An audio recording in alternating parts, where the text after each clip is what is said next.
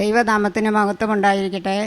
എന്നെയും എൻ്റെ കുടുംബത്തെയും ഈ അമ്മയുടെ പ്രത്യക്ഷീകരണത്തിൻ്റെ സാക്ഷിയായി ഈ ആൾത്താരയിൽ നിർത്തിയ ഈശോയ്ക്കും അമ്മയ്ക്കും ഞാൻ കോടാനുകോടി നന്ദി പറയുന്നു. എൻ്റെ പേര് വിലാസിനി പ്രസന്നകുമാർ. എൻ്റെ മകൻ അരുൺ കുമാർ AP. ഞാൻ മാവടി എന്ന സ്ഥലത്ത് നിന്ന് വരുന്നു. എൻ്റെ അനിയത്തി പറഞ്ഞാണ് ഞാൻ ഈ കൃപാസനത്തെ പറ്റി അറിയുന്നത്. ഇവിടെ വന്ന് എനിക്ക് വലിയൊരു അനുഗ്രഹം കിട്ടി.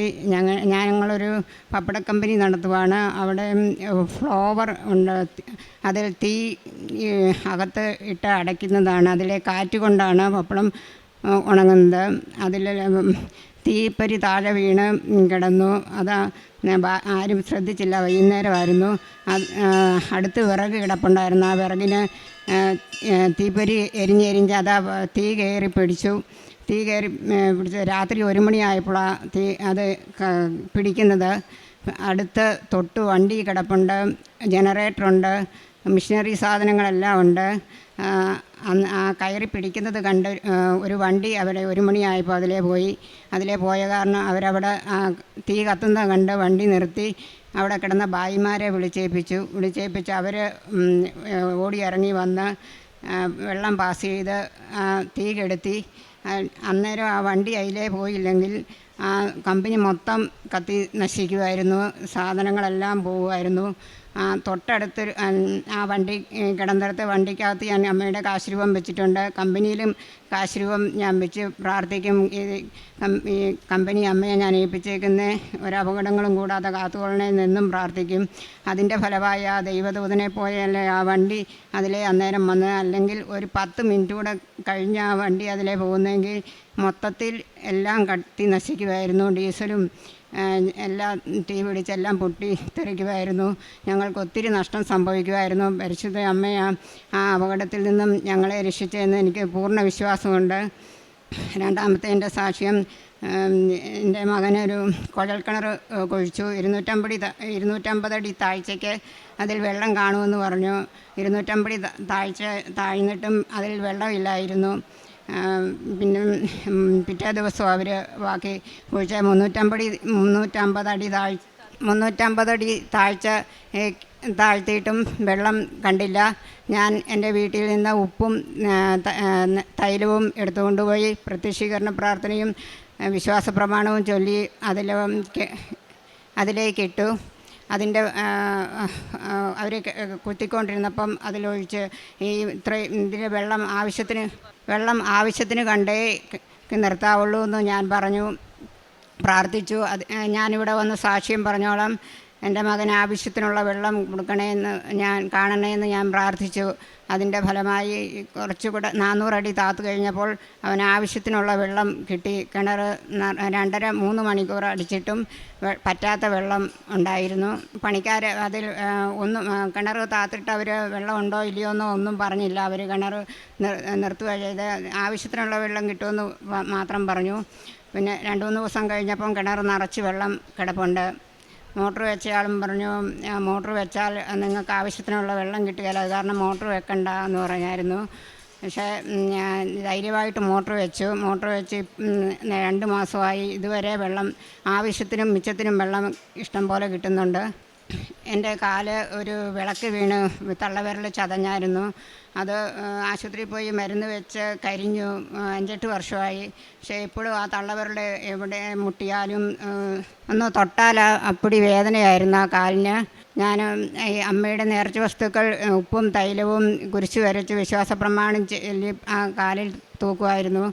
അതിൻ്റെ ഫലമായി ഇപ്പോൾ ആ കാലിന് ഒരു കുഴപ്പവും ഇല്ല. പിന്നെ എൻ്റെ ഭർത്താവ്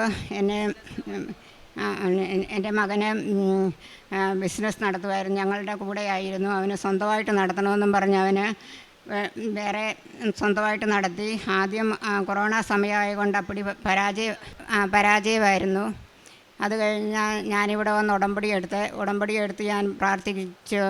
മകന് കച്ചവടം നല്ല രീതിയിൽ കിട്ടണം, എന്ന് പ്രാർത്ഥിച്ചു. അതിൻ്റെ ഫലമായി അവന് നല്ല രീതിയിൽ കച്ചവടം കിട്ടി. അവന് വണ്ടി എടുക്കാനും ആദ്യം വണ്ടി ഉണ്ടായിരുന്നു. ബിസിനസ് കൊറോണ സമയത്ത് ആ വണ്ടിയെല്ലാം പോയി. പിന്നെ ഞാൻ പ്രാർത്ഥിച്ചു, അമ്മേ എനിക്ക് മകനൊരു നല്ല വണ്ടി എടുക്കാൻ കഴിയണേ എന്ന് പറഞ്ഞതിൻ്റെ പ്രാർത്ഥിച്ചതിൻ്റെ ഫലമായി പിറ്റത്തെ പ്രാവശ്യം അവന് നല്ലൊരു കാറുമായിട്ടാണ് വന്നേ. പിന്നെ സെയിലിന് പോകാനും ഡിറ്റോ എടുക്കാൻ കഴിഞ്ഞു. എല്ലാം അമ്മയുടെ അനുഗ്രഹം കൊണ്ട് അവനിപ്പം ബിസിനസ് നല്ല രീതിയിൽ പോകുന്നു. എൻ്റെ ഭർത്താവ് ആദ്യം ഇവിടെ വരാൻ എന്നെ അനുവദിച്ചു. രണ്ടാമത് അത് കഴിഞ്ഞ് കുറച്ച് കഴിഞ്ഞപ്പം 3 പുതുക്ക് കഴിഞ്ഞപ്പം പോകാൻ സമ്മതിച്ചില്ല. പ്രാർത്ഥിക്കാനും സമ്മതിക്കുകയില്ലായിരുന്നു. പോകണ്ട എന്ന് പറഞ്ഞാൽ തിരിയൊന്നും കത്തിക്കാൻ സമ്മതിച്ചില്ല. ഞാൻ അറിയാതെ കണ്ട് തിരി കത്തിക്കാതെ കണ്ട് മനസ്സിൽ പ്രാർത്ഥിക്കുമായിരുന്നു. പിന്നെ ഓൺലൈനിൽ ഉടമ്പടി പുതുക്കുമായിരുന്നു. അങ്ങനെ പ്രാർത്ഥിച്ചൊരു ദിവസം പ്രാർത്ഥിച്ച് കിടക്കുമ്പോഴാണ് രാവിലെയും വൈകിട്ടും ഞാൻ പ്രാർത്ഥിക്കും. ഭർത്താവ് പുറത്തോട്ട് പോകുന്ന നേരത്തിന് സാക്ഷ്യം മുഴുവൻ കേൾക്കും, ധ്യാനം കൂടുകയും എല്ലാം ചെയ്യും. തിരി കത്തിക്കലെന്ന് മാത്രമേ ഉള്ളായിരുന്നു.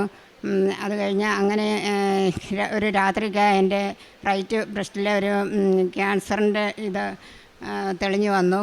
അത് എൻ്റെ ഭർത്താവിനെ വിശ്വാസത്തിലേക്ക് നയിക്കാൻ എനിക്ക് വന്നതാണെന്ന് ഞാൻ വിശ്വസിക്കുന്നു. എൻ്റെ അത് കണ്ടു. ഞാൻ ആശുപത്രിയിൽ പോയി ബയോപ്സിക്ക് വിട്ടപ്പം ക്യാൻസറാണെന്ന് അറിഞ്ഞു. അത് പിന്നെ ഞാൻ എൻ്റെ ഇവിടെ ആശുപത്രി ഓപ്പറേഷൻ ചെയ്യണമെന്ന് പറഞ്ഞു. എൻ്റെ ഭർത്താവ് ഇങ്ങോട്ട് വിടുകയില്ലായിരുന്നു. അത് ഞാൻ രാവിലെ ഞാൻ ചോദിച്ചു, ഞാൻ കൃപാസനത്തിൽ പോയിട്ട് ആശുപത്രിയിൽ പോകുള്ളൂ എന്ന് പറഞ്ഞു.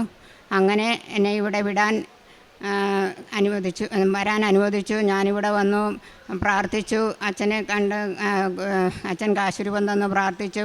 അതിൻ്റെ ഫലമായി ഓപ്പറേഷൻ ചെയ്തു. ആ ക്യാൻസർ വന്നിട്ട് എനിക്കൊരു ക്ഷീണവും ഒന്നും വന്നില്ല. എല്ലാ കാര്യങ്ങളും ഞാൻ തന്നെ ചെയ്യുന്നുണ്ടായിരുന്നു. എൻ്റെ രോഗവും മാറി. അമ്മയുടെ അനുഗ്രഹം കൊണ്ട്, ഈശോയുടെ അനുഗ്രഹം കൊണ്ട് എനിക്ക് ആ ക്യാൻസർ രോഗം മാറി. എനിക്ക് അതിൽ നിന്ന് ഒരു ക്ഷീണമോ ഒരു ക്യാൻസർ രോഗം വന്നതായിട്ടോ എനിക്ക് തോന്നിയിട്ടില്ല. എൻ്റെ ഭർത്താവിനെ വിശ്വാസപ്പെടുത്താൻ വേണ്ടി മാത്രം അത് വന്നതാണെന്ന് എനിക്ക് ഉറപ്പുണ്ട്. മെഴുകുതിരി എടുത്ത് കളയുകയൊക്കെ ചെയ്തതാണ്. അത് കാരണം അതിനെ വിശ്വാസം വരുത്താൻ വേണ്ടി മാത്രം ആ രോഗം എനിക്ക് വന്നതാണ്. അതിൽ മുഖാന്തരം എനിക്കൊരു ക്ഷീണമോ ഇതുവരെ അതിൽ നിന്നൊരു ബുദ്ധിമുട്ടും ഉണ്ടായിട്ടില്ല. എല്ലാ ജോലികളും ഞാൻ അന്ന് തൊട്ടേ ചെയ്യുമായിരുന്നു. പിന്നെ കാരുണ്യ പ്രവൃത്തികൾ പത്രം കൊടുക്കുമായിരുന്നു. കാഞ്ഞിരപ്പള്ളി ഗവൺമെൻറ് ആശുപത്രിയിൽ കൊടുക്കുമായിരുന്നു. അവിടെ ചെന്ന് കഴിഞ്ഞപ്പോൾ അവരവിടെ പാത്രം വെച്ചേക്കുമായിരിക്കും. അത് കാരണം കാരിത്താസ് ആശുപത്രിയിൽ കൊണ്ട് കൊടുക്കുമായിരുന്നു. പിന്നെ ബസ് സ്റ്റാൻഡുകളിലും നടന്ന് റോഡിൻ്റെ സൈഡിൽ കൂടെ നടന്നുമൊക്കെ പത്രം കൊടുത്തേച്ചാൽ ഞാൻ വീട്ടിൽ പോകുന്നത്. പത്രം കൊടുത്ത് തീർക്കും. പിന്നെ ഓട്ടിസം ബാധിച്ച പിള്ളേർക്ക് ഭക്ഷണം ഉണ്ടാക്കി കൊടുത്തിട്ടുണ്ട്. അനാഥ മന്ദിരത്തിൽ സാധനങ്ങൾ മേടിച്ചു കൊടുക്കും. പിന്നെ ഫേസ്ബുക്കിലൊക്കെ പൈസ വേണമെന്ന് രോഗികൾ അപേക്ഷിക്കുന്നവർക്ക് ഞാൻ പൈസ ഗൂഗിൾ പേ ചെയ്ത് കൊടുക്കാറുണ്ട്. എൻ്റെ മുമ്പിൽ കൈ നീട്ടുന്ന ആർക്കും ഞാൻ എല്ലാ സഹായവും ചെയ്യും. ആരെയും ഉപേക്ഷിക്കാറില്ല. ആത്മീയ ജീവിതം ഞാൻ ഡെയിലി ബ്രെഡ് സ്ഥിരം കൂടാറുണ്ട്. 2 നേരവും പ്രാർത്ഥിക്കും, സാക്ഷ്യം കേൾക്കും, ധ്യാനം കൂടും. എന്നും ഡെയിലി ബ്രെഡ് കൂടാറുണ്ട്. പിന്നെ കൊന്ത ചൊല്ലും. ഇത്രയധികം അനുഗ്രഹം തന്ന എൻ്റെ അമ്മയ്ക്ക് ഈശോയ്ക്കും കോടാനുകോടി നന്ദി ഞാൻ പറയുന്നു. കർത്താവിൻ്റെ സ്നേഹം ഒരിക്കലും അസ്തമിക്കുന്നില്ല. അവിടുത്തെ കാരുണ്യം അവസാനിക്കുന്നില്ല. ഓരോ പ്രഭാതത്തിലും അത് പുതിയതാണ്. അവിടുത്തെ വിശ്വസ്തത ഉന്നതമാണ്. വിലാപങ്ങളുടെ പുസ്തകം 3-ാം അധ്യായം 22-23 വചനമാണ്. ഉടമ്പടി ദൈവത്തിൻ്റെ കരുണയിൽ പൂർണ്ണമായി ആശ്രയിക്കുന്ന ഒരു ആത്മീയ സമർപ്പണമാണ്. ദൈവം നമ്മെ ഒരിക്കലും വിട്ടുകളയുന്നില്ല. ഓരോ ദിവസവും ദൈവത്തിൻ്റെ പുതിയ കൃപ സ്വീകരിക്കാനുള്ള ഒരു വലിയ അവസരമാണ് ഉടമ്പടി. ദൈവത്തിൽ ഉറച്ചു വിശ്വസിക്കാനുള്ള ഒരു വിളിയും കൂടിയാണ് ഉടമ്പടി. ഉടമ്പടി മക്കളുടെ ജീവിതത്തിൽ ഒരിക്കലും അസ്തമിക്കാത്ത ആ സ്നേഹവും ഒരിക്കലും അവസാനിക്കാത്ത ആ കാരുണ്യവും ഓരോ പ്രഭാതത്തിലും പുതുതായി കാണുന്ന ഓരോ കൃപയുമാണ് നമ്മുടെ ഉടമ്പടി സാക്ഷ്യങ്ങളിൽ കേൾക്കുന്നത്. വിലാസിനി പ്രസന്നകുമാർ എന്ന സഹോദരിയുടെ സാക്ഷ്യത്തിലും ദൈവത്തിൻ്റെ കാരുണ്യവും കൃപയും കരുതലുമാണ് നാം കേട്ടത്. ഒരു നല്ല പപ്പട കമ്പനിയാണ് ഈ സഹോദരി നടത്തുന്നത്. രാത്രിയിൽ പപ്പടം ഉണങ്ങുവാനായിട്ട് തീയിട്ടിട്ടാണ് കിടക്കാറുള്ളത്. അവിടെയാണ് രാത്രിയിൽ തീ പിടിക്കുകയും വളരെയേറെ നാശനഷ്ടങ്ങൾ ഉണ്ടാകുന്ന ഒരു സാഹചര്യമായിരുന്നു. കാരണം വിറകെല്ലാം കൂട്ടിയിട്ടിരിക്കുന്നു, ജനറേറ്റർ, വണ്ടികൾ എല്ലാം അടുത്ത് തന്നെയാണ്. പിന്നെ വർക്കേഴ്സ് 7-8 ആൾക്കാരുണ്ട്, അവരെല്ലാം അവിടെ തന്നെയാണ്. ആ കമ്പനിയിലാണ് രാത്രി 1 മണിക്ക് തീ പടരുന്നത്. പക്ഷെങ്കിൽ ആ നിമിഷം തന്നെയാണ് ഒരു വണ്ടി രാത്രി 1 മണിക്ക് ആ വഴിയെ പോകുന്നത്. ഈശോയുടെയും അമ്മയുടെയും ചേർന്ന് നിൽക്കുമ്പോൾ ഇതാണ് പറയുന്നത്, കർത്താവിൻ്റെ സ്നേഹം ഒരിക്കലും അസ്തമിക്കുന്നില്ല, അവിടുത്തെ കാരുണ്യം അവസാനിക്കുന്നില്ല. നമ്മുടെ ജീവിതത്തിൽ, ഉടമ്പടി മക്കളുടെ ജീവിതത്തിൽ എപ്പോഴും ഈശോയുടെയും അമ്മയുടെയും കാരുണ്യമാണ് നാം മനസ്സിലാക്കുന്നത്. വിലാസിനി എന്ന സഹോദരി തൻ്റെ കമ്പനിയിൽ ഈശോയുടെയും അമ്മയുടെയും ഒരു സാന്നിധ്യമാണ് അവിടെ ഉള്ളത്. കാരണം ഉടമ്പടി ജീവിതത്തിലാണ് ഒരു സംരക്ഷണമുണ്ട്. അതുകൂടാതെ തന്നെ ആ കമ്പനിയിൽ ഉടമ്പടി പരിശുദ്ധ അമ്മയുടെ കാശുരൂപമുണ്ട്, ഉപ്പിട്ട് പ്രാർത്ഥിക്കുന്നുണ്ട്. അതുകൊണ്ട് ആ കമ്പനിയിൽ ഈശോയുടെ അമ്മയുടെയും ഒരു വലിയ സാന്നിധ്യമുണ്ട്. അതുകൊണ്ട് മാത്രമാണ് ആ രാത്രി 1 മണിക്ക് ആ വണ്ടി പോകാനും ആ തീ ചെറുതായി ഒന്ന് തുടങ്ങിയപ്പം തന്നെ കണ്ടുപിടിക്കാൻ സാധിച്ചത്. അത് ഈശോയുടെ അമ്മയുടെ വലിയ കാരുണ്യമാണ്. ഓരോ പ്രഭാതത്തിൽ നാം എഴുന്നേൽക്കുമ്പോൾ ദൈവത്തിൻ്റെ ഓരോ പുതിയ കൃപകളാണ് നാം മനസ്സിലാക്കുന്നത്. വിലാസിനി എന്ന സഹോദരിയുടെ ജീവിതത്തിൽ അതൊരു ഒരു വലിയ കൃപയായിരുന്നു. ഈശോയുടെ അമ്മയും കനിഞ്ഞു നൽകിയ ഒരു വലിയ അനുഗ്രഹം, ഒരു വലിയ സംരക്ഷണമായിരുന്നു. കാരണം എത്രയോ നാശനഷ്ടങ്ങൾ വരാവുന്ന ഒരു സാഹചര്യമായിരുന്നു.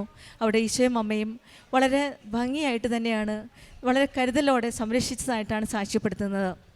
പിന്നീട് കിണർ കുത്തിയപ്പോൾ ജലത്തിന് വീട്ടിൽ ആവശ്യത്തിന് വേണ്ടിയിട്ട് വെള്ളം വേണം.